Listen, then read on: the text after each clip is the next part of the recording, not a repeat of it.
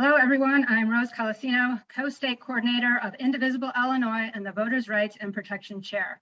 Also the lead of the Vote by Mail Task Force, the group hosting tonight. We welcome you to the Indivisible, Illinois Community Collaborative Vote by Mail Task Force meeting. We are grateful to welcome David Pepper tonight. Mr. Pepper will present on how state legislatures are becoming anti-democratic forces. I've had the opportunity, Mr. Pepper, to hear you speak and whiteboard before, and I'm excited to have you here tonight. You are one of the leaders, in my opinion, to help us mobilize to a successful midterm, and we certainly need that. After I heard you speak, as a matter of fact, the first time I purchased your book, which should be right here, and I highly recommend it to everyone, and he did not ask me to say that. Terry will properly introduce Mr. Pepper shortly. Let me give you just a little more info if I could. Before we get started, let me tell you about Indivisible, Illinois, and then the Vote by Mail Task Force. Indivisible, Illinois is part of the locally led, people-powered Indivisible Project Network, a grassroots American movement founded in 2016 with thousands of chapters across the US in urban, suburban, and rural communities. Indivisible, Illinois promotes an equity agenda. The Vote by Mail Task Force advocates for voters' rights and protection by making sure that all voters have a voice through federal, state, and local voting rights legislation. We advocate for vote by mail because studies show us that vote by mail, and some of you have heard me say this before, increases turnout and decreases inequities. The Vote by Mail Task Force is one of 6 working groups that host these meetings. They are the Social Justice Alliance team, the Roll Group, which happens to have their regularly scheduled meeting tomorrow night. We'll be telling you about that. I'll Vote, who is hosting this same time next week at 7:30. The Truth Brigade, REI, and then, yes, of course, the Vote by Mail Task Force. Before I get started, I most definitely want to say a couple of words about Ukraine. I have had the opportunity through another life at a former place of employment. I am a volunteer here, I should say, at Heartland International. I had the opportunity to work with many Ukrainians as well as Belarusians. So my heart is with them, as I know yours is too. May we hope for a real quick ending to the horrific conditions that are going on right now. And I do want to mention that Mr. Pepper is also an artist. He did not tell me this either, but in doing some research, he has some beautiful work, and he is collecting funding for Ukraine through that artwork. And I hope at the end of his remarks, he'll tell us a little bit about that too. But without further ado, I now turn it over to Terry. I am Terry Marr. I am the Indivisible, Illinois Press Secretary, and I'm also the editor of the Indivisible, Illinois Voting Rights Gazette. And let me introduce our speaker, David Pepper. He's the author of Laboratories of Autocracy, a book that dives deep into how state legislatures have become anti-democratic forces. He shows how, thanks to gerrymandering, elected officials often feel no need to listen to or even heed the wishes of their constituents. The Washington Post's Paul Waldman says that our guest persuasively argues that the site of the most pernicious corruption and assaults on democracy is not where congressional Republicans roam, it's in the statehouses, the most corrosive danger America faces. David is a former chairman of the Ohio Democratic Party, among other state, county, and city elected positions. He's also taught voting rights at the University of Cincinnati School of Law. And he has also written a political thriller entitled The People's House. His current book, Laboratories of Autocracy, actually reads like a thriller, except that it's all real. Who knew that gerrymandering and corruption could be so horrifyingly entertaining? I highly recommend this book. And now to our guest, David Pepper. Thank you so much, everybody. Thank you for having me.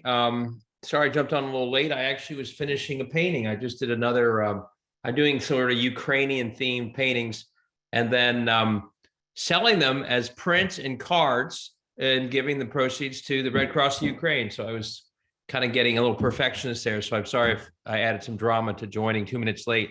First of all, let me just thank you for what you're doing. I love the idea of this task force too. Vote by mail, early vote, drop boxes, you name it. These are all huge ways to lift voter turnout, which is of course why these state houses are fighting so hard to keep them from happening.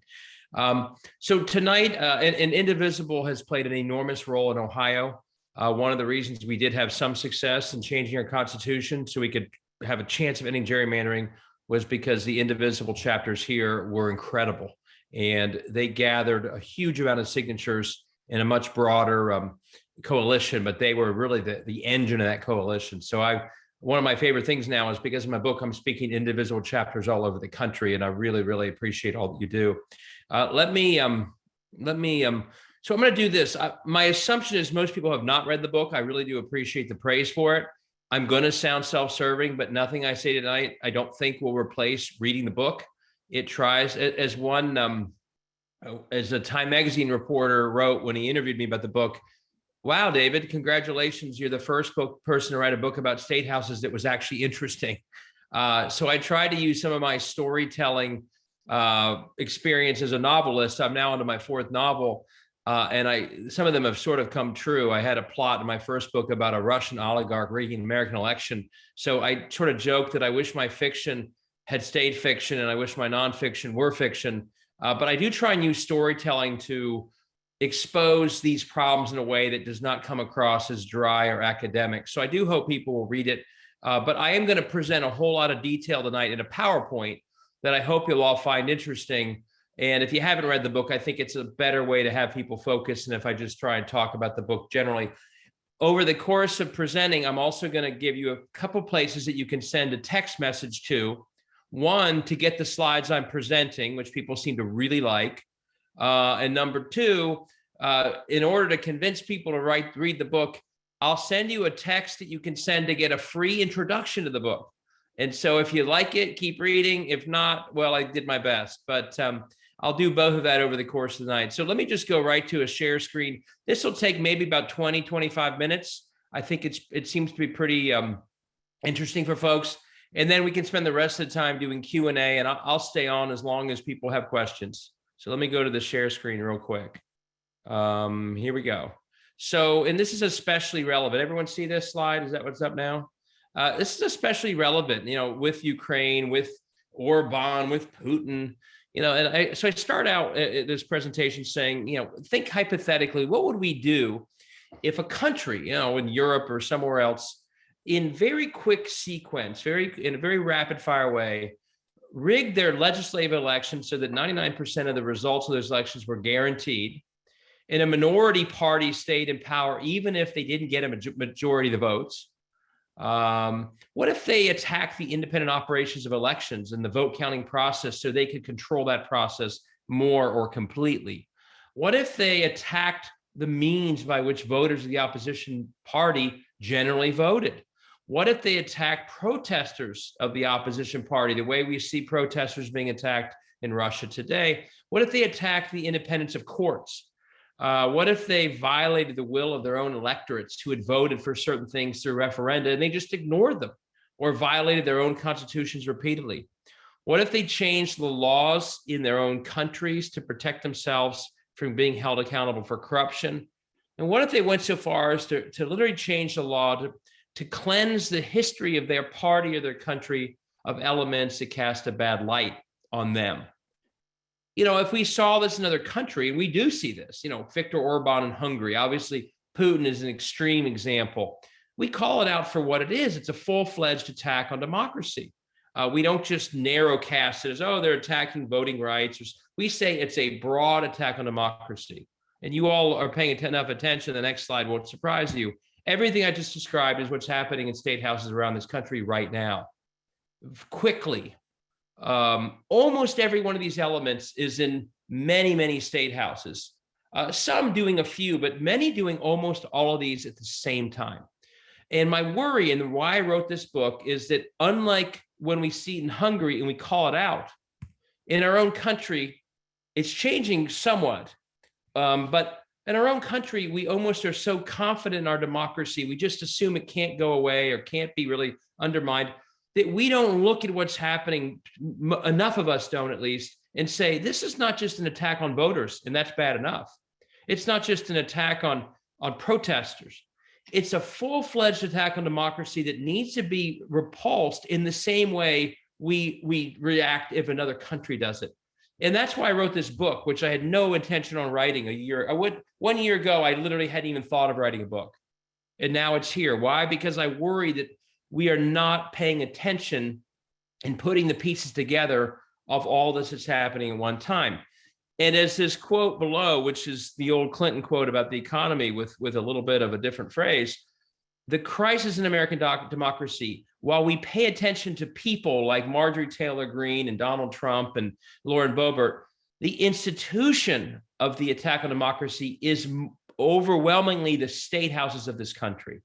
And we need to focus as much on the institutions attacking democracy as we do the people in the news who make a lot of noise, may not have democratic tendencies, but aren't the institutions that are doing all the damage. So I want to walk through why these institutions are so dangerous to democracy, how they're acting dangerous, and what we can do about it. I'm going to warn you, a lot of this is quite negative for a while, but I don't end on the negative. I do this so we're all woken to the real heart of the problem. So as we all strategize, as you are doing, about how we react, we do it in a smart way. And my goal is to convince a very broad audience, and includes groups like yours, but also quote unquote establishment Democrats, that we all have to think very differently about how we respond, or we're simply not going to succeed. So why are state houses so sort of the leading edge of the attack on democracy? What about them makes them so effective? And I'll say this in this way, it sounds disrespectful. There's certainly good state reps out there working hard, I'm sure in Illinois and other places. But the truth is, state houses, when you look at them as institutions, really are, I'd say, the Achilles heel of American governance. As a matter of governance, as a matter of politics, they're the Achilles heel. Why is that? Well, first, they actually have an enormous amount of power that often is overlooked. But the truth is, on everything from our economy to our healthcare to education at all levels to energy, climate, to the political issues that are so in the middle of all our debates, whether it be women's right to choose, or how do we create common sense gun laws, or abolish them. Most of the things that affect our lives every day, and most of the things that we debate in politics, can all be accomplished in state houses. That is in a way that people don't realize, unfortunately, for the most part. So they're enormously powerful over the substance. It turns out, though, and this goes back to the founding, they're also enormously powerful over democracy itself. I mean, this is a really big 1-2 punch they have. They write the first draft of election rules. That's why you're lobbying not Congress as much as you are state level to get good voting rules in place. That's where most of the rules are written. They draw district lines for themselves and for Congress. As Donald Trump figured out late in the game, thank goodness it was so late, they can also have an impact on the electoral college process. One other area, so they shape our democracy for the most part, honestly. Now, the federal government can do some work to protect them, protect democracy. It has at certain moments, but the states are where it starts. And lastly, I won't go through all this in detail, but in a lot of states, these state houses have enough power to run right over statewide officials that may be more moderate or maybe Democrats. These officials also can really shape how federal policy impacts states. It's great that we had a federal law for Medicaid expansion, but unless state houses wanted it, it didn't come to states. And they also can run roughshod over local governments on everything from gun laws to plastic bag bans, you name it. In some states, even things like how you respond to the pandemic. So now why am I saying it's Achilles heel? Not because these people are so powerful, that's just the reality. It's because too many people have no idea. And no democracy is strong if there is a massive disconnect between power and awareness. So as I kind of joke in one chapter title, with great power, with state houses comes great anonymity. These are low profile elections. Most people cannot name their state rep, far fewer than can name a governor or mayor or a congressperson. The dying of local and state media really accelerates this problem. There's just no coverage of these places, not just the state houses, but with every local paper that dies, there goes the coverage, especially in small towns, there goes the coverage of that legislator in that area. People don't know who these people are, what they do. They'd know them more as the local business person who goes to the capital city every few weeks than they do what they actually do in their jobs in these state houses. A lot of capitals, as in Illinois, are somewhat far away from some of the major cities. And we'll talk about it in a second, but they have short sessions. And for the most part, the elections are low profile affairs. There's one exception to this rule, though.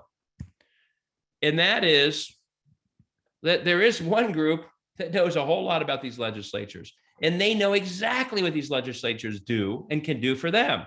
And they're posted up at state capitals, whether it's financial interests and policy, big businesses, utilities, groups that have figured this out over the years, the NRA or virulent pro-life groups. And then there are groups nationally that understand the reality that these groups that these state houses shape democracy. They know exactly what these states can do. They're in the face of these state houses, while the people back home largely do not know what these state houses do. There's one other factor, though, that makes all of this worse. And by the way, you'll see at the bottom, every slide here, I key back to the chapter in the book. This is chapter 3. I'm doing a very quick summary. You throw in everything I just described, one other problem that really accelerated in 2011, and that is extreme gerrymandering. While we were all celebrating Obama winning in 2008, Karl Rove was off plotting to make sure that win was temporary. And he did it by targeting state houses around the country he knew he could win in certain districts, other state positions, and he succeeded on quite a small budget relative to overall spending in politics. In that 11 cycle, they took what has always been an issue in politics, gerrymandering, and they put it on steroids in a way that really locked down these state houses in a way we haven't seen before. So extreme. And I'll just give some examples of how extreme it is. Here is a comparison between 2008 and 12 in a number of Midwest states. And the 2008-12 comparison is incredibly helpful because Obama won each of these states, both those years, by virtually the same amount. Romney did a little better than McCain, so it's a little closer. But Obama's margin of victory in these 4 states was relatively the same. These were blue states in both years. But look what happened in the congressional and state house outcomes in those same blue years. Ohio, you guys think of us as I'm red, I'm sure.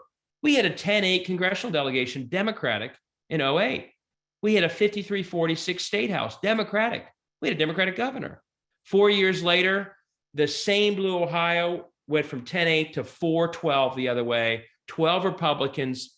Essentially, that didn't change the whole decade. None of those 12 ever worried about their election, really, at the end of the day when you see the numbers. That majority Democratic state house, super majority the other way. Same blue Ohio, completely different outcome. Why gerrymandering? Michigan, same flip. Pennsylvania, same flip. Wisconsin, maybe more than any other state, has seen the extreme gerrymandering, especially on the state house level, where they didn't look at their numbers in between a 14-point margin in their state house in 2008 becomes a 60-39 state house only 4 years later on a state that was relatively blue both those years. But the gerrymandering is even worse than that. Excuse me. They didn't just secure themselves a majority in the face of voters that were against them. They actually secured almost zero accountability for any single member of these majorities. They basically created, maybe even more than they even intended, although now they are used to this, an entire generation of politicians, in Ohio at least we have 8-year term limits, who almost to a person have never been in a real election, a real general election. Here's the numbers of that very bleak summary. There are about 62 seats out of 99 in Ohio that are basically guaranteed Republican seats. Here are the margin of victories in those seats over a decade. 17 of those 62, almost a third, a 50% margin of victory or better. They're winning 75-25 or better for 10 years. The next set 21 is a 30% margin of victory, 65-35 or better. The next 12, 60-40, that's 50 seats right there where they know they're going to win by 20 points or more. The next 12 seats are 10-point margins of victory. So that's 62 seats that they more or less think they'll never lose. That's 62 people who generally, except for maybe a couple in those bottom seats, have lived their entire lives in politics at this point. And often it's their entire 8-year existence in politics where they never went through a real election. They don't know democracy. It's not been part of their own personal, rise to power. That ends up, and I'll talk about it, having a very dangerous impact on, and a very warping impact on their behavior, as frankly you'd expect once you see this reality. Now, here's how bad the gerrymandering is. 18 was a wave for Democrats, more than 12. We all saw it when we won the House, despite the gerrymandering. But in the state houses, the gerrymandering held for them. Wisconsin, look at these numbers. A 9-point victory in Wisconsin for Democrats. This is the voters of Wisconsin. Who did they choose across the state for their state house? A Republican or Democrat? By 9 points, they chose a Democrat. What did that lead to in the actual district? 64-36.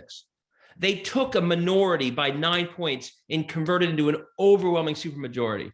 And they did the same to a slightly less degree in these other states. Again, not to overstate it, that's a system that Orban and Putin would admire.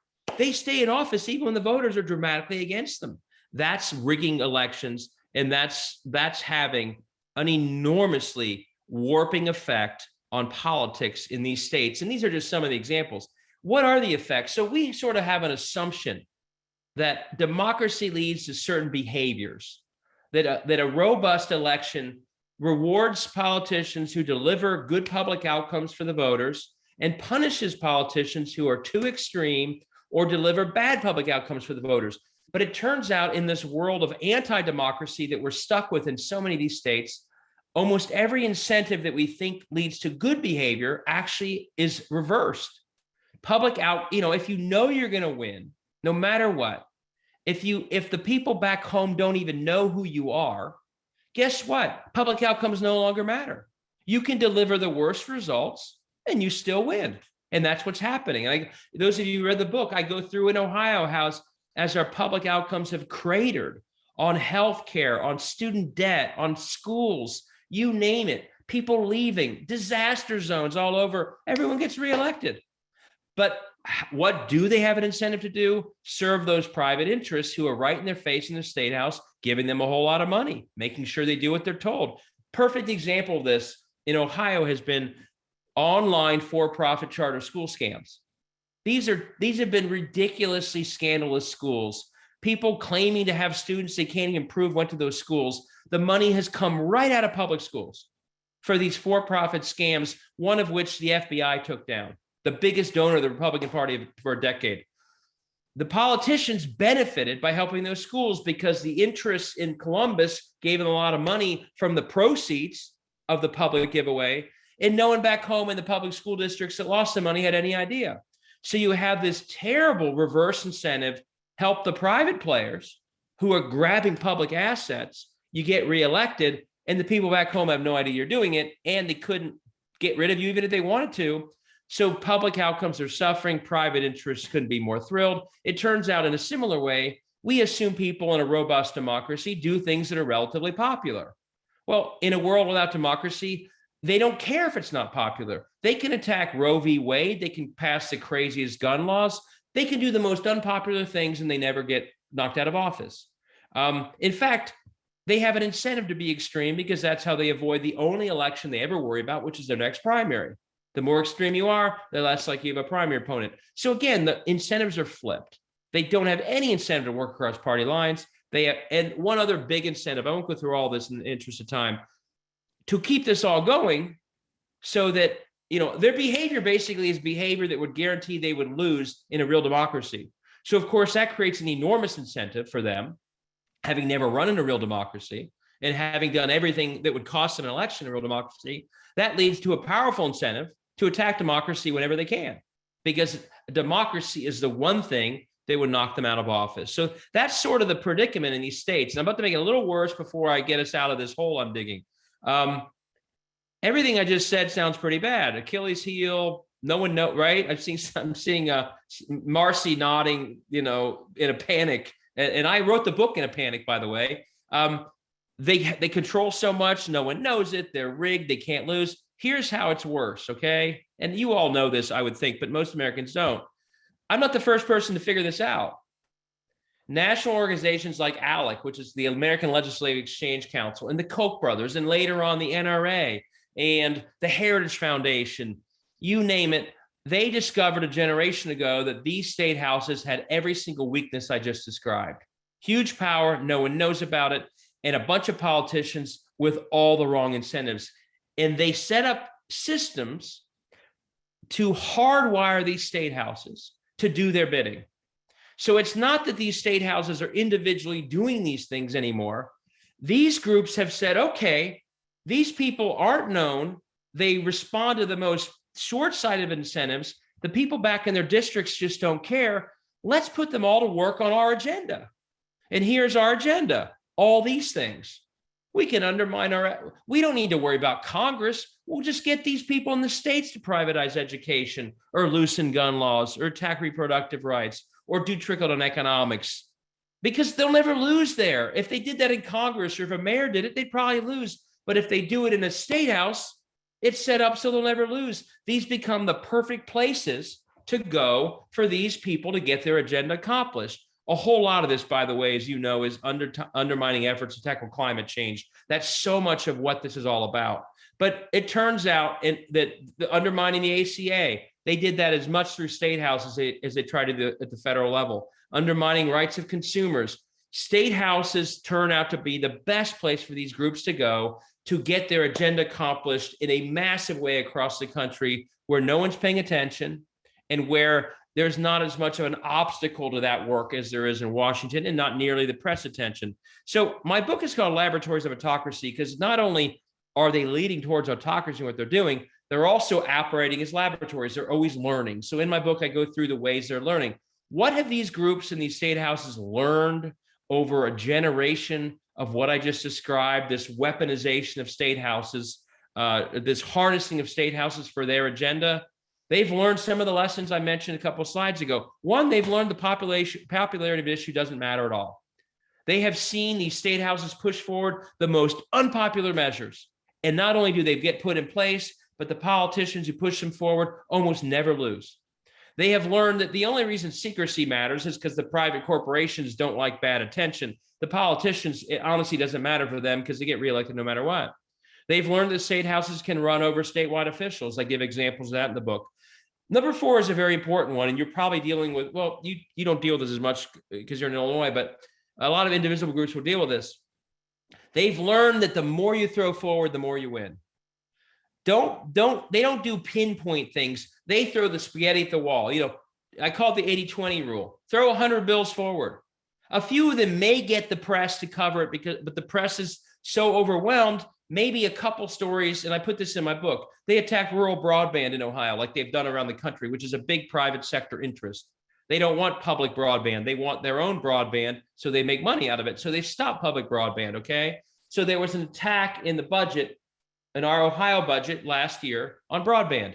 It got all the attention. Everyone rallied to kill this terrible poison pill for rural broadband. And at the last second, it got pulled from the budget. And everyone said, hooray, we have a great budget. Well, there were 5 other things in that budget that never were in the newspaper. There were 5 things that were part of the Koch brothers agenda. Trickle-down economics, a way they changed the rules on how we elect courts so they would be more partisan, et cetera, et cetera. The 80-20 rule is basically throw tons of things forward in every legislative cycle. And if a few things get attention, great. And everything else doesn't. That's what they do. Number 5, similar story. Every time they try something and it passes, they will mimic it in other states. And every time they try something and it fails, either in court or in public opinion, or it gets too controversial, they will learn from that lesson too. They'll correct for the mistake. And then they'll rewrite it, not only in that state, but in states across the country. And they'll do it again and again and again. And the reason they can keep going and going is because in the end, these state houses are basically unaccountable. So they can keep doing it until they succeed. And that's what they've been doing. And the last thing they've learned, and this is a quite sobering one, is that in the end, the politicians don't really matter to them. On our side, we love and we wait for the Barack Obama style, incredible, charismatic, superstar candidate. They don't care about that. They've figured out that the politicians in their system don't matter. When someone does an 8-year term and then they're term limited, or they pass away, or they have scandal, or they retire, the next person does the same exact thing the prior person did. Doesn't matter for them. And so what they care about more is this underlined line at the bottom here. What matters for them a lot more than the individual office holders are that lack of democracy staying in place so that the politicians that are there at the moment all behave the same way. They need the incentives in place that lead to the bad behaviors that they profit from. And that's why part and parcel with everything they're doing is also a nonstop attack on democracy. They need the broader democracy in these states to basically be suppressed or non-existent, and then everything else keeps going. And that's why they've spent not just the last year. This is not because of the big lie. That's a big false narrative. This started long before the big lie. This started before Donald Trump ever said he was going to run for president. And it will continue after he's off the scene. And we all hope that's soon, but don't you dare think that means the end of the attacks on democracy, because this preceded him. It will succeed him.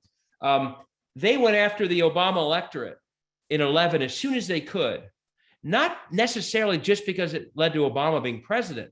It's because that Obama coalition was a threat to their hold on state houses across the country.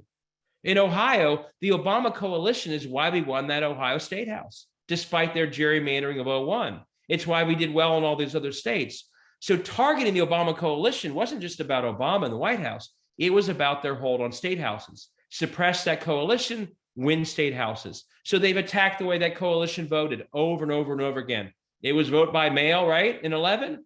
Now it's drop boxes. It's voter ID. It's purging of voters for infrequent voting. We know how to remove people who passed away or moved from the rolls. That's not good enough for them. They get rid of infrequent voters who haven't moved, who haven't died, because they know those voters are more likely to be in the Obama coalition.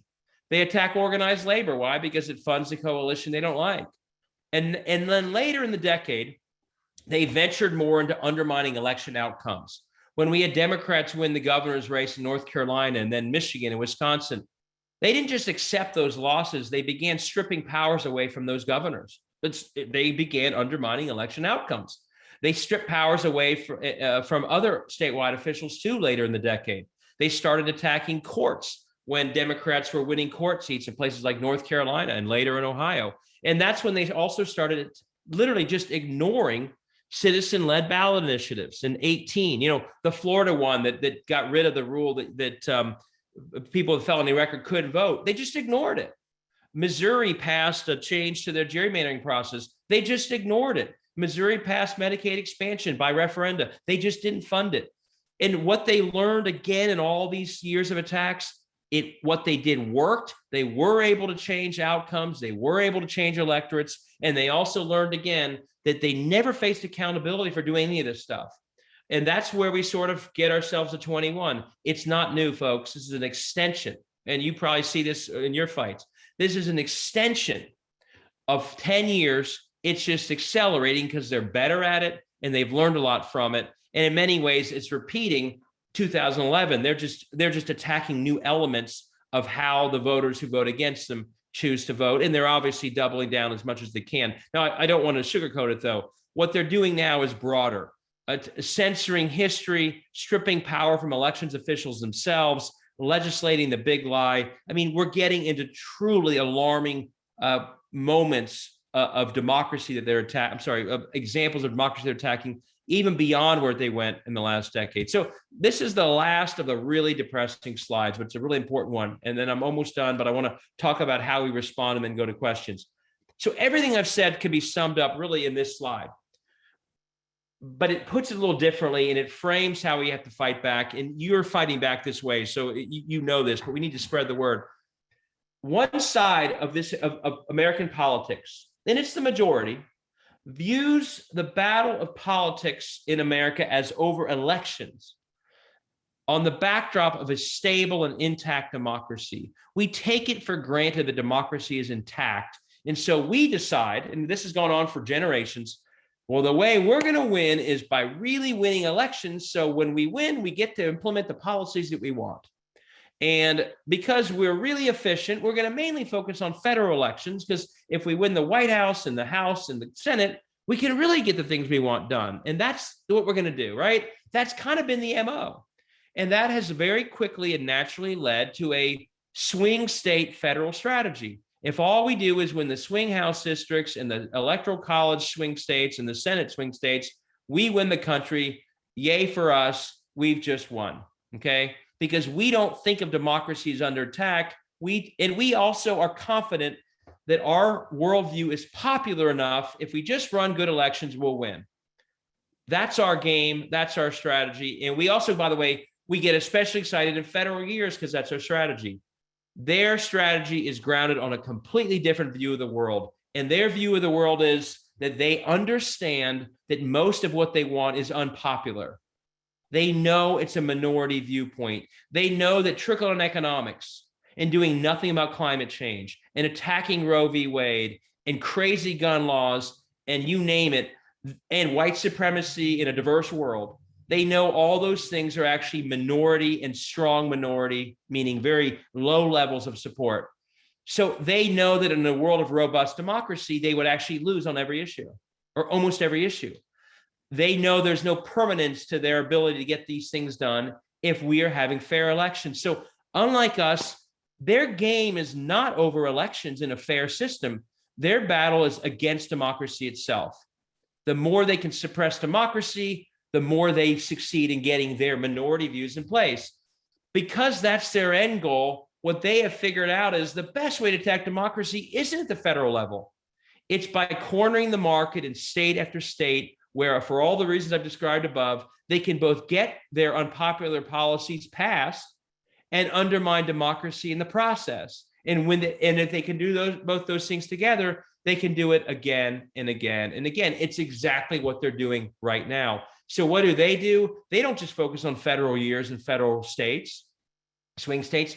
They focus every year in 50 states. Every one of those states can unlock for them an agenda that is living in an unaccountable world in these states. So they battle everywhere. They have think tanks in every state because they understand for their game plan, that's how they win. Here's the problem, and you all, I'm sure, already see this. Who's going to win the battle? These two sides, not the people on the left side. They're battling a very narrow battle every few years. The other side is on offense every single year in all 50 states. They will win if the other side doesn't figure this out. And that's why, again, I wrote the book. So what do we do about it? We have to reclaim democracy ourselves. That's the battle. We have to see what they see, which is it's a battle over democracy itself. And we have to adjust all of our strategies to see and be in the reality that we are in a real battle for democracy itself. And I won't go through all the details here, but this is a battle that the founders themselves anticipated. There's a clause in our Constitution totally overlooked called the Guarantee Clause, where they basically said this battle will occur. They were worried about statehouses doing exactly what I talked about. They were worried that statehouses in undemocratic hands could undermine our democracy. So they literally wrote a phrase that no one ever talks about. Article 4, Section 4 of the Constitution. The United States shall guarantee to every state in this union a Republican form of government. And they meant by that the people would be in charge of these states, because they worried that if states were vulnerable to corruption, vulnerable to powerful interests taking them over, and they knew if that happened, it was a deep threat, not just to each state, but the whole country. We have to reclaim that battle now, that we are fighting for small d democracy, a Republican form of government, as the founders would call it, in every single state in the country.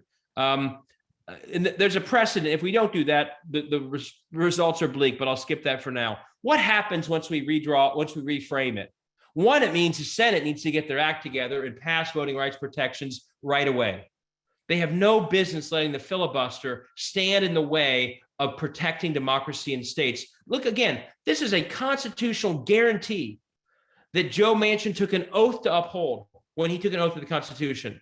The filibuster is nowhere in the Constitution, but this guarantee of democratic governance in states is. They have an obligation under the Constitution to protect small d democracy in states. And all the things that were in the two voting rights bills that they turned away due to the filibuster were to protect democracy. They need to see that this is bigger than just even voting rights. It's democracy itself. And we can't just let them call one vote and walk away like that's good enough. That's not good enough. The consequences of losing democracy are generations long, and they have to keep fighting. But while we push them to do that, we also have to think differently about everything we do. And in my book, I go through 30 different steps that we all can take to fight for democracy. But bigger picture, and I'm almost going to wrap up so we have a lot of time for questions.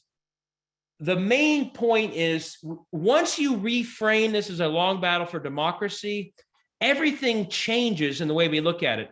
This becomes not a narrow fight for swing states. It becomes a 50-state battle. It means you have to invest as if it's a 50-state battle, not only about federal. But here's an example. Take the millions that are spent because we get really excited about a federal election in Kentucky to beat Mitch McConnell, even though we're not going to win that race. Don't do that next time. Let that race have $10 million, take the other 140 and get into the hands of state house candidates in every state in this country.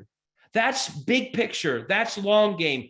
That's fighting for democracy. That's not obsessing over federal swing states, or in that case, not even a swing state. We just don't like Mitch McConnell, so we get excited to beat him, and we leave state house candidates all over this country with no money. We got to think of it's a long game too. Stacey Abrams is my best example of this. She thought of Georgia as a long game. If she had judged her success on every federal cycle in Georgia, she would have quit 12 years ago. But she understood to turn Georgia blue, to make it a real democracy against voter suppression, was a long game of nonstop work. And she saw progress even in years where they didn't win Georgia. She knew she was making progress. And over year after year, she kept going. She kept registering. She kept pushing. She kept suing. She ran for governor herself, didn't quite win, but inspired turnout. And even when she lost in 2018 by a few votes in a tainted year, she said to the world, we made progress. We probably all thought, what, you lost? She knew that they were closer than ever on the long measurement of building democracy. And 2 years later, she was the one who was right? So you need to think about a long game. And another long game observation again, every district left unchallenged. In a short game, you don't care. You're only trying to win the majority. In a long game, leaving dozens of districts unchallenged or underfunded in state after state is a disaster. It means turnout is lower. It means so many people don't hear our message. It means the little autocrats in these state capitals think they are totally unaccountable, because they are. We have to challenge everywhere. In a long game, that makes all the sense in the world. One other pet peeve of mine, we have to get out of saying this is about never Trump. As I said earlier, this is bigger than Trump. The long game of democracy is bigger than his existence. It's the attack started before him. They will continue after. You know what happens when we say it's never Trump? We let a whole lot of Republicans who are attacking democracy get away with it as if they're not bad people, because they may not sound like Trump or act like Trump or even endorse Trump. Here in Ohio, our Secretary of State doesn't feel like Donald Trump. Rob Portman is a lot more civil than Donald Trump. But man, does he attack democracy? So does our Secretary of State. We have to define the teams as always democracy. And that means if there's a Republican we don't agree with, but that person is fighting for democracy, welcome aboard. And if they're Democrats or Republicans that don't sound like Trump, but somehow aren't for democracy, sorry, you're on the wrong team. That's how we have to define it once we start to think about it as a long game. There's a lot that comes from this, and I won't go through it all. We can do it in Q&A. I'll just close by saying there's also things that every one of us can do, even beyond being part of this group, which I'm so impressed by, even by your numbers tonight. I'll frame in this way before I wrap up. We all have, this goes back to the Robert Kennedy quote about building a flood from small ripples, okay? And by the way, the Ukrainians are giving the most amazing example ever of individuals stepping up in ways they shouldn't have to protect democracy. We all can do more than we imagine when it comes to democracy. And the way I would think about this is, think about your footprint of influence, your circle of influence in this world. And too often we only think about our pro-democracy activity as being part of a group that's registering voters or something, which is obviously what you're doing and so important. But I think your collective footprint is bigger than even that. I'll just give an example. The way I think we should all think about it is every part of your footprint being put to work for democracy. At your job, do you work somewhere where you could, with a few questions or a few memos, make sure that every person you serve or every employee or every constituent is being asked to register to vote? It places that your business serves, a restaurant, places that style or cut hair, you name it. Are you part of a civic organization? Do you volunteer for a homeless shelter? Do you volunteer for a food bank? Are those homeless shelters or food banks registering voters every time someone walks in the door? If they're not, why not? These are the very people that are either falling through the cracks or being purged by these states. Youth serving organizations. Everyone, are they receiving public money? Are they being asked to incorporate lifting democracy in everything they do? Do you know the mayor of a town? Is that mayor putting every single rec center, health clinic, library in the business of lifting democracy? Because they should be. Because often in the cities where these people are being purged, as I walk through my book about Cleveland and Cincinnati, Columbus, how you spend your money. Are you going to the restaurant that lifts voters versus the one that doesn't? Are you telling other people to? These are just small examples. There's so many ways that you can lift democracy. Take an inventory of every part of your footprint and think about, is there a way that each one of that part of my footprint could lift democracy? And that really gets us into what John Lewis was saying, what Robert Kennedy was saying, that freedom is not a state, it's an act. That's never been more clear in my lifetime than where we are right now. And I just look forward to working with you all, both for Q&A and beyond, to make sure we can all do our part, even beyond where we imagine we can go today. So with that, I'll wrap up and take any questions and conversations people have. Thank you very much. Thank you very much, David. That was awesome. You rock. So, and we do have some questions in the chat. First, we're going to have Guillaume Beaulieu. He has a couple different questions. Go ahead, Guillaume. I would prefer that you read them, please. Okay, I have to scroll back up then here, just a second, sorry. Give me a second. Well, that's a lot of questions. Yeah, let's see. So sorry. I know there are a lot of questions. I'm gonna tell you how to text to get these slides right now too, while she does this. Okay, I found the first one. Okay. Low turnout in 2010 election led directly to the 2011 redistricting. When will we learn that only voter turnout counts? Say that again, I'm sorry. Low turnout in the 2010 election led directly to the 2011 redistricting. Right. When will we learn that only voter turnout counts? One, obviously, it's true. We fall off in these midterms. Again, it goes back to we had this federal election mindset that's what matters, and it's a disastrous mindset. That they kind of had that mindset, but the Koch brothers and others spend money to overcome it. And we save all our money for certain federal swing states and certain federal elections. And if you don't touch voters more constantly and explain the consequences, you're not touching them. They're not thinking about it that way. We call it a midterm, we call it an off-year election, so people don't show up. So we have the whole universe that's on the democracy side has to think through, how do we break that horrible habit? And Guillaume, to your question, I ran in 10 for the state auditor. This is all my book. For the state auditor position, if I had won and I only lost by 5 and the governor had won, we would have drawn the districts. And that first hour of turnout on that election day, I hadn't run statewide before. I literally said, is this normal in Toledo? People said no. And I knew right then we were done. It'd be like if you showed up at a big Chicago ward and it was empty. We just have this terrible habit. And that was Obama won. Let me just put it this way. When we win our federal elections, we're like, we did it. It's the end all be all. It's over. We're in control. They don't think that way. Look what they did in Virginia. They lost Virginia by 8 or 10, I think, right? They kept right on going and went and won the next year. That's what they did to us in 10. So we have to get out of that mindset. I know there are a lot of questions, so I'm going to try and be quick with my answers. I tended to go on sometimes. So I'm going to do one more text here. If you want the intro to the book, that's when you text Pepper to 3777. Okay. And Guillaume has another question in the chat. The U.S. media focuses on flash violence and sex. Newspapers only reach a tiny portion of the population. Would public funding for journalism, as in England, make a difference? Yeah, and one of the things I put in my book is I also really like this new nonprofit model of journalism that is popping up all over. It is giving a whole new layer of coverage to state houses in Ohio, in Texas, and other states.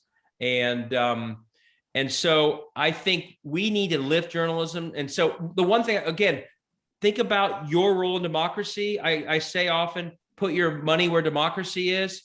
Subscribe. If there's a good paper that does a good job covering your state house, subscribe to it. Don't go around the paywall. They need support. But if there's a good nonprofit that's now covering, and these are popping up all over, there's some generous people lifting them up. Help those too. I'm going to put, but someone just asked about my contact information. I'm going to put my email address down. If you have any group you want me to speak to, send me an email. As you can tell, I get pretty fired up about this stuff. So I just put my email. Anyone can email me. I'll respond right away and love to do stuff. But yeah, Chicago sometimes. This nonprofit journalism is a hopeful model that we have to support. Okay, and I'll tell you what, you rock, David. So, the next question is from me, actually. Okay. Do you feel that groups like the Poor People's Campaign that work to make coalitions would be the best way to fight these people that are trying to cut down coalitions? Yeah, I think the more on the ground, I mean, it's like Indivisible, the more on the ground and the more sort of the grassroots level, and going back to Yoam's question, the more permanent the interaction, the better. And so any group, I get worried about groups that are real sort of high level. I always worry the money won't get down to the ground. And so if you're looking for voter registration groups or engagement of grassroots folks groups, the more it feels like it's at the ground level and the more it's permanent and not just, I put this in the book. Hillary Clinton had a massive campaign, okay? And her campaign spent tons of time and money trying to re-register the hundreds of thousands of purge voters in Ohio over the second half of 2016 after she won the primary. Guess what? It was far too late. It was far too late to do it. We need to be supporting the organizations that do ongoing organizing in communities that are especially hurt, communities of color. And so, yeah, groups like that, frankly, groups like Indivisible, if we wait for campaigns to do it, and they'll do it some, but if we wait for campaigns to do it, it's generally far too late in the game, as we saw in 2016. Okay, next one. Terry Marr has a couple questions in the chat. Okay. Yeah, well, the first one actually sort of got answered, so I'm just going to ask the second one. Illinois is basically all Democratic, the governor, the House, the Senate, Secretary of State, etc. The Democrats did quite a gerrymandering job. Most of it has to do with the Chicago area, not downstate where Marcy and I live, but many downstate Republicans are outright white nationalists. Mary Miller, the one who quoted Hitler on January 6th, is one of them. The thought of having more of them in power in the state is scary. I'd like to have your thoughts about when gerrymandering is done by the party that actually does listen to voters. Right. So this is a good question, and I try and address in the book. I think gerrymandering is generally bad no matter what. It leads to very poor governance, I think, across the board. Politicians need to feel accountable. I also, though, it's hard for me to complain about it when one side is doing it so fiercely. You're going to have a natural race to the bottom on the other side. This is why I'm a big believer in the federal solution of a law that is in the Freedom to Vote Act that would set up guardrails about how every state does it. I do think Democrats would benefit hugely from that more than Republicans. It might lead to a few more seats in Illinois that are Republican, but I do think that I just think it's bad government in the end. And I go through that. When most of these politicians literally are never in a real election, it's a problem no matter what. I also, though, the gerrymandered Democratic state houses, for the most part, are not going after voters in all these other ways. They don't have the same incentive to suppress voters. They generally represent the majority of their state. In some states, that's just not the case. But I'm a broad reformer, but I also think unless you have a federal rule that everyone has to play by the same set of rules, you're going to have the natural race to the bottom that we're seeing. And by the way, here's the other thing, though. And I put this in the book. By the way, I keep saying, I don't say this to sell the book, but if you read the book, you'll see all this.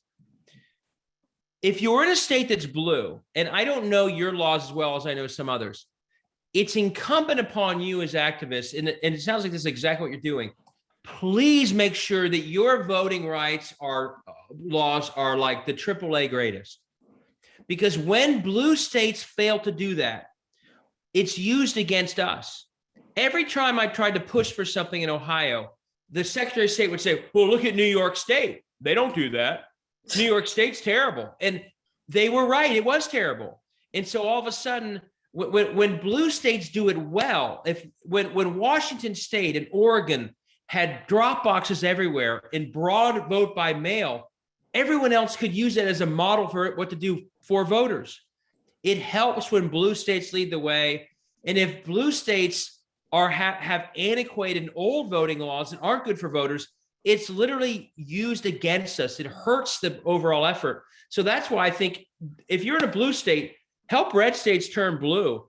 But if you can advocate for better laws in your state, it doesn't just help your voters, it helps everybody. Virginia is a great example of this. When they controlled everything not long ago, they pushed for great voting rights protections, including a pre-clearance reform that applied to them what the Federal Voting Rights Act used to apply to all Southern states. So if you're able to push for voting rights in your own state, it lifts us, and it often will give us examples of what we can push for here. Awesome. Okay, Leslie Ritter Jenkins had a couple questions. Okay. Leslie? Okay, I put them in chat. I was having trouble with audio, so here I am. Yeah, I'm really curious, what to do about gerrymandering. It's such a horrible situation. That's, I guess, my main question. So one, we have to keep pushing the federal government. Two, Linda Callis has put down, some states like Ohio can do voter initiatives and referenda. And it turns out if you do it right, it's very popular. Michigan passed an independent districting law, which worked very well. I'm going to share this screen real quick. I mentioned the long game, right? Well, our long game in Ohio that I'm very proud of is we were stuck with a totally gerrymandered legislature and Congress and all Republican officials. And between 15, and I became chair at the end of 15, twice we went to the ballot with signatures gathered by hundreds of thousands of Indivisible and other members. We pushed it to the ballot. Each of the measures to reform gerrymandering with very similar language to what was in the federal bill passed with more than 70% of the vote. And then we were stuck with a 7-0 Republican Supreme Court in 18 when they both passed. We then won 3 of the next 4 Supreme Court races to give ourselves a 3-3-1 court, the one being a moderate Republican Chief Justice. In the last 3 months, every effort by the Republican legislature here to avoid this constitutional requirement of no gerrymandering has been struck down by that court. So in Ohio, we played a long, long game of reforming our Constitution once, then twice, and then changing the court so that we had a chance of having that reform upheld, and it worked. Not everyone can do that, but we were as much of an underdog to getting that done as any state could be, and we got it done. Michigan did the same thing. Michigan was a total grassroots effort. Now, some states don't have the ability to do this, and so they're stuck worse, I hate to say it, and this is why it's just, we have to keep pushing the federal level. But the other thing I'd say is, even when you're stuck in a terribly gerrymandered environment, there are a number of things you can do to overcome it. The most important, and I'll go through this in more detail, maybe in another question, you still have to run in every district. It's bad enough if it's gerrymandered, but it's worse if we give into the gerrymander. It's easier to say this and do it, but to allow 20 or 30 districts to not be challenged at all only puts on steroids their feeling of no accountability. We have to be running in every district, and there are ways to do that I'll talk about. If you can win other offices, Kansas is a very Republican place. Well, they elected a Democratic governor because they were really smart about how they campaigned. This goes back to Guillaume's point initially about, certain things selling in papers. And this is an important take home in the book. How did they win the Kansas governor's race? How do you win a lot of these races? If you go back to that one slide I mentioned, so much, and the broader point, so much of the MO of these state houses is sort of a broader corruption, not the individual bribery corruption, but a broader effort to take public assets and public resources and transfer them to these private players. Energy grids being privatized, public schools being drained of funds to private companies, massive trickle-down economics, draining of the state budget for all these giveaways. That's basically what these state houses do, okay, when they're locked up in the hands of these people. With that, automatically, I maintain, comes totally failing public outcomes. As Guillaume just wrote, in Kansas, former GO Governor Sam Brownback nearly ruined the state. All across this country, state houses with these terrible, rigged, and corrupt legislatures are literally falling apart. Ohio, my first chapter, it's falling apart. Texas, people froze to death because the energy grid was privatized. Michigan, the roads are falling apart. You name it, the public outcomes are indefensibly bad. And so whenever you have, Rauner did the same thing. Scott, what's his face, did the same thing in Wisconsin. They're crushing states because literally the goal of these legislatures is take everything public and move it to private. The inevitable consequence will be public decay. That's what you run on. You don't run on most of what I've talked about. It's too insidery. It's too red hot. Corruption, most people think everyone's corrupt. So once you say corruption, they don't know who you're talking about. And unfortunately, Democrats provide enough examples of corruption that people can argue both those. But what can they not defend? In Kansas, they could not defend 4 days of school a week. That was indefensible. That's what Laura Kelly ran on to become governor of Kansas. She could have talked about Kobach, the Secretary of State, being an absolute anti-voter nut, but she didn't. She said, why in the world do we have 4 days of school a week in Kansas? And she said, you'd like this to messaging people. I grew up in Kansas. Kansas values were all about education when I grew up. Why do we only have 4 days of school a week? That's how you win in these corrupted states. And she won. What's Beto O'Rourke running on? And I hope it works. The energy grid and people freezing. In Ohio, if I were running for governor, I'd run on our schools. We're ranked 5th, and now they're in the mid-20s, and our small towns are dying. That's what I'd run on. There's a way to fight back, even in Scott Walker. Tony Evers was about schools and infrastructure, just like Gretchen Whitmer. You got to go to you can't just focus on the stuff that I'm talking about. And often, as Guillaume said, it won't get covered. They both sides it all anyway. But figure out in every single state, what are the public outcomes that are suffering because of the corruption that have a broad impact, and then focus on that and leave a lot of the causation out of it. Explain it to groups like this, but focus like a laser on the terrible public outcomes that in the end, people around their kitchen tables do think about. So that, and they're even in a terribly gerrymandered state, in a very red state like Kansas, that actually worked.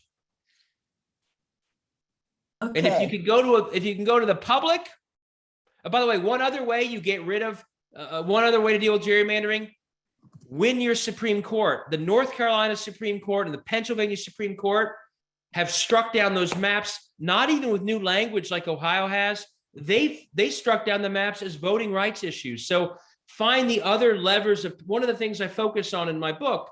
Again, get out of the federal mindset. If you want to end gerrymandering, figure out what are the different offices in your state by the way, if you're not getting the slides, I think you'll get them at some point. You may not get them immediately. I'll put that in again. There are many levers of power in states or democracy. We learned recently, school boards too, but state Supreme Courts have been heroes in Pennsylvania, North Carolina, and Ohio when it comes to striking down absurd maps. Okay. Next question. Yeah. Okay. And I can keep going if you can. Okay. Yeah, we have plenty of questions. Ori Penick. Ori?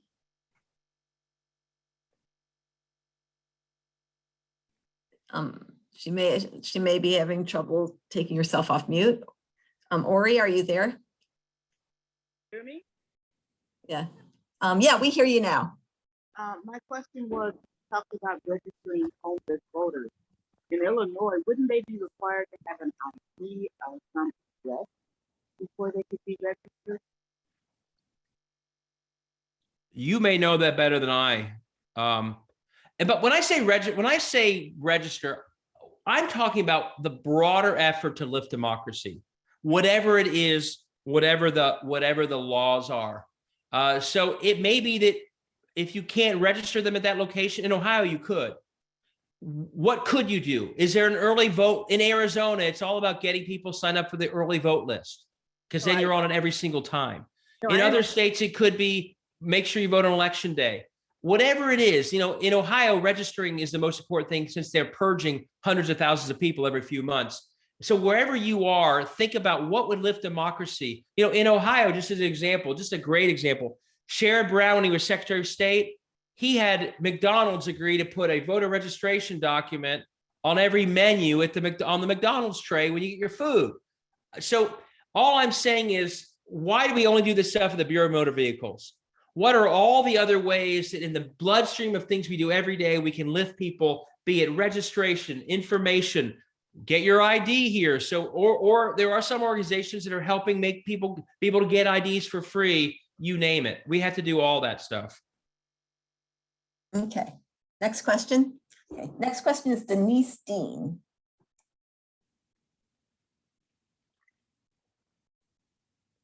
Okay. Denise?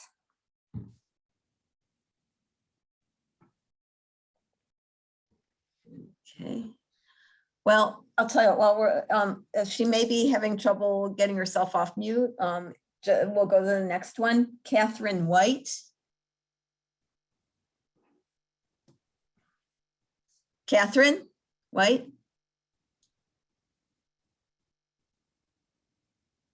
Okay. Okay, well, how about Marilee Novenson? She has 2 in the chat. Okay, hi. So, Hello, thank you. Wonderful, wonderful information, frightening and inspiring. So there are states that have active organizations that are democratically oriented, along with the Democrats that are in the state. And I think like Virginia, there was a woman there who was brilliant and brought together all these individual groups that were small, but made them a huge force. And that's what made the difference in that state. And I'm just wondering if, that sort of model could be utilized somehow in every state to maximize the finite resources we have.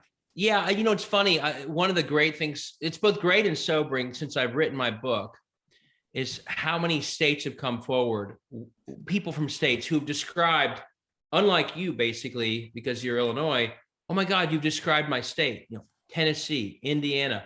We don't feel like we're even a democracy anymore. We are not reflected in how things are done. And it's sobering that it's what the founders said. There should be small d democracy guaranteed in every state. And right now that guarantee is being violated in states across the country. But I've also seen a lot of best practices. I don't know the group in Virginia you're talking about, but there was a Virginia women's group that I was on a lunch for a couple of weeks ago, a power lunch. Unbelievable.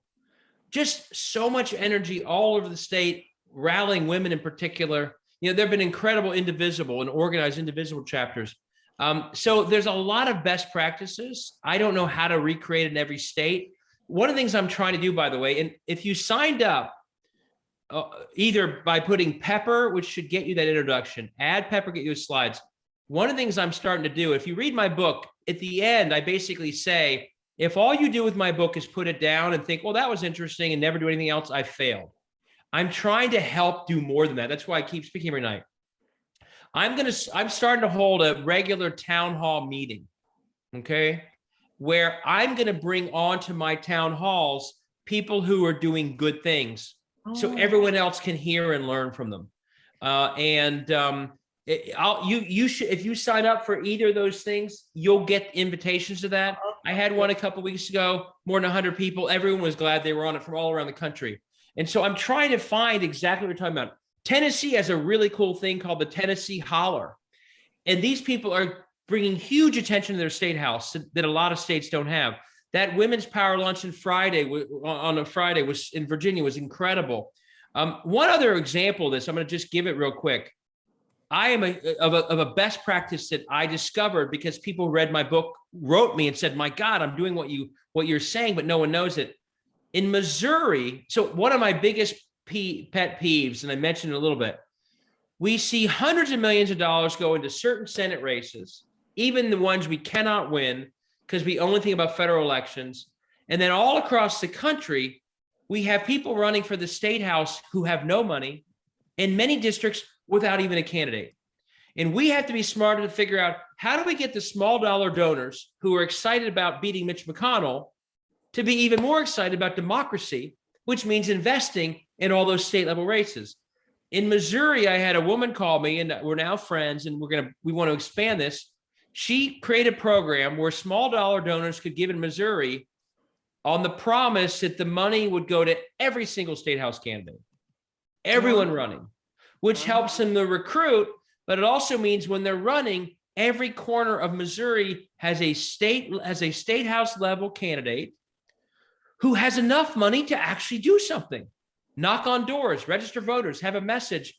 I want to bring that everywhere, because if we can take some part of the billions that go to presidential and all the money that went against Mitch McConnell and spread it out, that's a long game for democracy. If you're interested in that, I'm going to give you one other thing.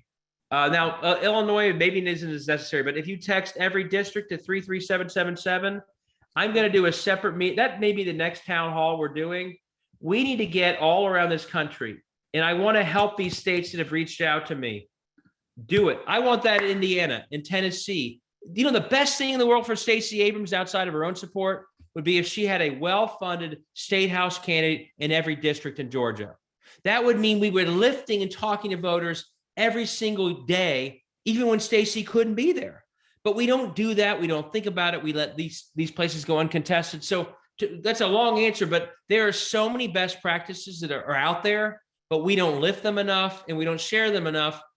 And too many people are still in a federal only mindset, so they don't see them for as good as we need to see them as. So I'm gonna do everything I can to lift all these. And if you sign up for that text thing, you'll get invited to those meetings. Okay, and have you spoken with the person that's in charge of the Democratic National Committee? Yeah. I mean, what do they say? It seems to me like, this needs to go all the way to the top and ripple on everywhere, they would be a great place to start, you would think. Yeah, well, actually, Jamie Harrison's a good friend of mine. So I was sort of establishment. I was the chair of the Ohio Democratic Party. I know all these people. Jamie Harrison, the head of DNC, was the chair of South Carolina's party. He totally gets this. He is not, and he's very good, and he's a good friend. It's got to be everybody. He can't do something if not everyone giving him money, and not Joe Biden and not Nancy Pelosi and Schumer. If they don't see it, he can't just go do it. We need to have the broader minds, on their side. It's everything. It is because the Koch brothers basically run it, helping lift state level people and helping destroy democracy. It's not a side one-off program for them. It's the whole operation. And we need to incorporate it in the DNC, not as sort of a resistance to a myopic view of federal, but because even Nancy Pelosi and Schumer and Joe Biden say, my God, if we don't start fighting at every level in these states, we're going to lose. It needs to be across the board. It needs to be every donor who's funding these massive federal operations saying, you know what, I'm going to start giving so everyone gets support. And, I write in my book, take a sliver of the $10 billion that goes into the federal cycle, a 5% of it, spread it out over 4 years, every state. Karl Rove did that in 10. Look what happened. And my guess is that most of those donors would say to me, oh, that's crazy. We could never do that. Who would ever do that? Do you know what my answer would be? The Koch brothers did. That's what they did. And it worked. Look who's winning. So we have to get everything rolled into that broader effort. And so I said in my book, if you know any people who can give that kind of money, We need to get you on my book. Bar. And by the way, I am doing presentations. to people who do give. And now having follow-up meetings where I'm trying to get them to help with that effort to spread money to every candidate. And we all need to do that. Yeah, right on. All right. Hey, Catherine I can White, keep going. I know we only have a couple minutes left, but obviously I Yeah. get pretty fired about these things. Catherine White PM'd me and said that she couldn't get off mute. Rose, can Okay. you try to get Catherine White off mute so then she can speak? Here she goes. Yep, she's for the Friday Power Lunch. I'm reading the question. Okay. I mean, so what the reason I focus so much on that corrosion and corruption, of the public outcomes is because I worry that democracy itself is not a winning issue in the heart of a campaign. Right now, Republicans think democracy is under attack too. I mean, watch CPAC. My hope amid the hell, and by the way, I worked in Russia. I've been to Ukraine. It's our sister city. What's happening right now is so awful. So I never want this to be misinterpreted. But I hope in all the hell that's happening that it does make people realize what Catherine's question is, that democracy is so fragile and you have to fight for it. And if you don't, you can lose it. I'm going to go to a quick slide here, by the way, because there's another example of this in our past. And it's this slide that I skipped before. It's not only something we see across the country. We have the greatest, most horrible example in our country of a moment where democracy was under attack in states and the federal government failed to fight and they lost it for 80 years. And that was when Reconstruction became Jim Crow. People forget this part of our history. But after Reconstruction, there was a diverse majority in the South voting. There were more Black registered voters in Louisiana than white. There were more Black registered voters in other Southern states than white.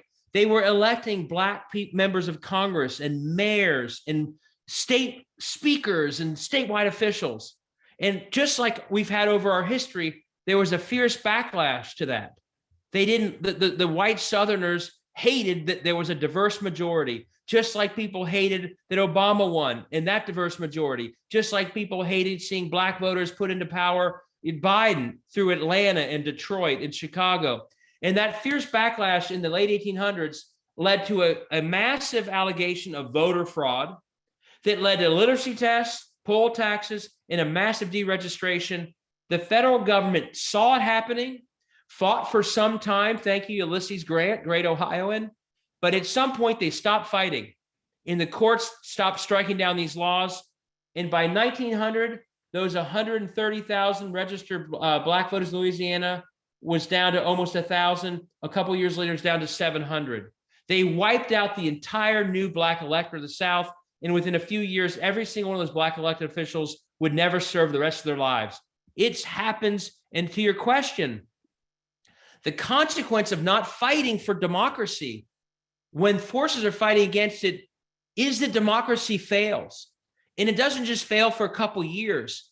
It's locked in, it's locked out.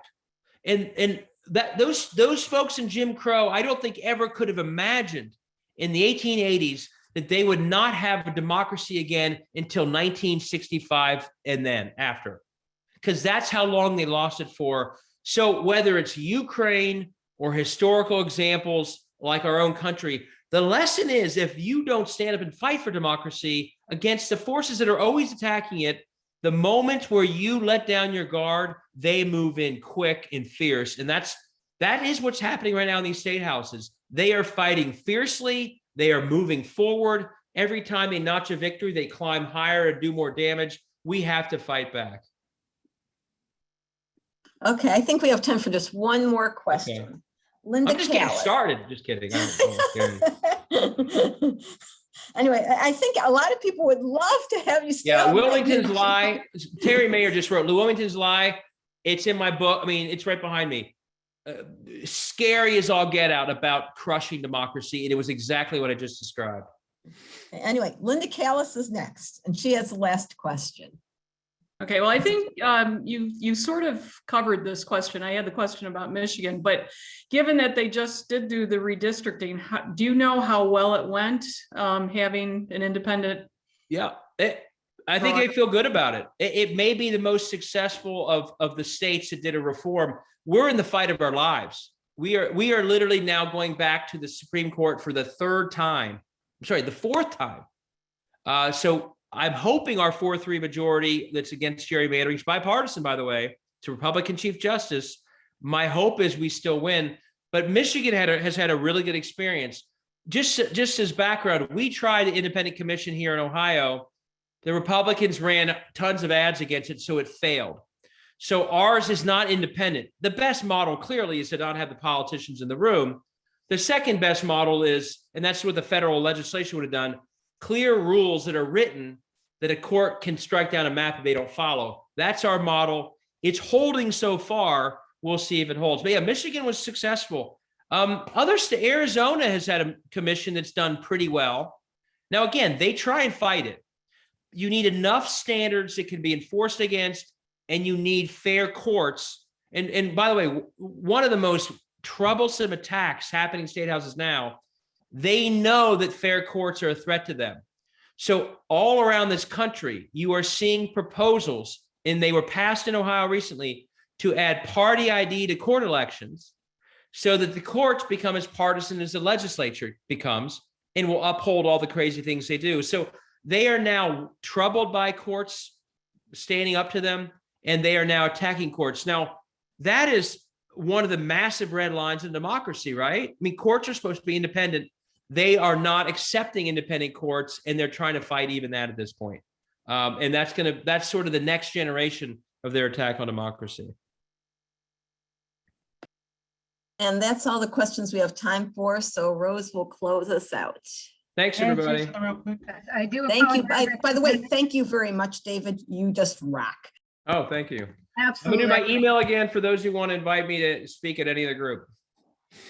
Yeah, and that's exactly what I was going to say. I was going to first of all apologize to everyone because I know I have at least 3 questions from Ed Flyer, our colleague who couldn't be here this evening. So Indivisible can be a squeaky wheel in a good way. So I'm sure, Mr. Pepper, we are going to keep you extremely busy. Thank you for that.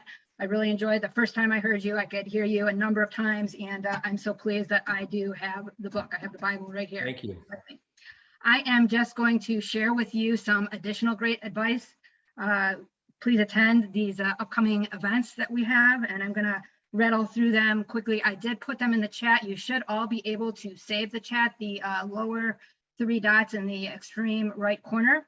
We have tomorrow night, hosted by our own Marcy. She is going to have a rural Illinois meeting using social media effectively in campaigns. Then we have our IISJA meeting, that's Indivisible Illinois, Social Justice Alliance, that's Saturday at noon. School board, it's actually wrong week. It's Help Support the Moral March in Washington, D.C., June 18th, 2022, featuring Jessica Messenger, also Sarah Kniznek, talking about what's next with Ethan's Law. On Saturday, also March 5th at 4 p.m., we have a phone bank to Wisconsin. Marcy and I have been working on that with West Dems and Grassroots in South Milwaukee. So if you can't canvass, we strongly suggest you join us every Saturday. It's 4 p.m. Central Time. Just a couple of more. We also on Wednesday ask you to please return this same time. It will be IL Vote's turn, and the title of Wednesday the 9th will be Prepping for the 2022 midterms with IL Vote, featuring Evelyn Malone, who I know was here. I think she's still here this evening. Then on April the 13th will be another showing of Vote by Mail, but I do want to let you know about Edda's event, and if we could just unmute Edda and let her talk about her event, and then I will close and send all you fine people off for your evening. Hi, everybody. Just wanted to tell you about something that's happening Friday that's new. Truth Brigade Illinois, who I hope you've heard about, is going to have a truth sandwich shop. You bring your own sandwich, but we build truth sandwiches, And we'd like to invite you to come if you'd like to experiment with writing truth sandwiches. You may have heard of us talking about it. You may have copied one and put it in your Facebook account or Twitter account. Well, this time we're going to actually work together. We don't expect a huge crowd. So if you want some kind of really close work on creating some truth sandwiches, we may do some things about Ukraine. We may do something about the new SCOTUS nominee. We may do something about the economy, but it's Friday at 11, from 11 to 12:30, and would love to have you stop by if you can. And I'm having trouble putting anything in the chat. I did put it in the chat already, and if you could put it in again, that would be great. And if everybody saves the chat, you should be able to retrieve it. I am going to do my best at sending everyone who could not, for whatever reason, through texting, get the recording and also the chat and whatever else I can think of, and not overload you with information. Go ahead, Etta. It's not letting me paste that in. So if you could, because I've tried it 3 times and it's not going in. Anyhow, if you can stop in just for a little while on Friday, we'd love to. I know that Linda Callis is going to be there. I'm going to be there. Candace may or may not be there, but we're just going to have some fun sharing the truth. So please come by. Thank you, And Etta. can you put that in because I'm not able to put it in. I will put it in, and tell you what, I will include that with hopefully my not too lengthy email that I send you all with the recording. I'll send you the events as well, because I just want to make sure we don't miss anybody that I send that to, in case some of you have to take off. I do want to address something that was in the chat. I think some of you addressed it already.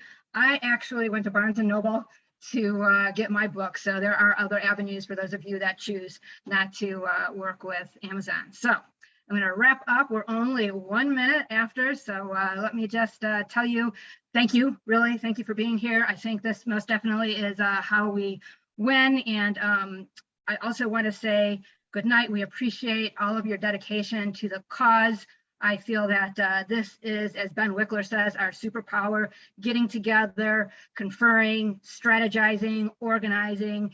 And yes, the GOP has been at it for a really, really long time, as David Pepper explained to us, but we're on the side of the good. So with that, I'm going to tell you all good night. Thank you for being here. For those of you that can't stick around, I will be here for a little bit, and I will be posting the events again in the chat. But thank you and good night. Thanks, everybody. Thanks, y'all. Can I ask a question? Are you going to be sending out links by email as you did before to sign up, or on Facebook? Because I think I got you guys to mobilize. You know what, we are we have a lot of these links on Facebook. If you want to go to the Indivisible Illinois Facebook page, they should all be there. They're written in Facebook event posts. So, and if you can't find them there, go into the Voting Rights Gazette Facebook page, or you can go to the Indivisible Rural Illinois Facebook page, and also Illinois Vote. Those are all Indivisible Illinois Facebook pages, and they should all be there in, like the links should be in the text of all of Facebook event posts on those pages. And I did go ahead and enter the events again into the chat. And in case you missed it the first time, I see I was cut off with April the 13th, but I don't have a link there for you for April the 13th. Just know that if you like vote by mail task force, April the 13th is the next time that this team will host. Can I ask a question? Of course. Who's the head? Meeting, I just want to say, is officially over, but we will debrief for about 10 minutes. So we'll stick around longer if anyone wishes to stick around. I'm going to go ahead and stop recording. Yes, please, Jeffrey. Who's the head of the entire Indivisible of all Indivisible?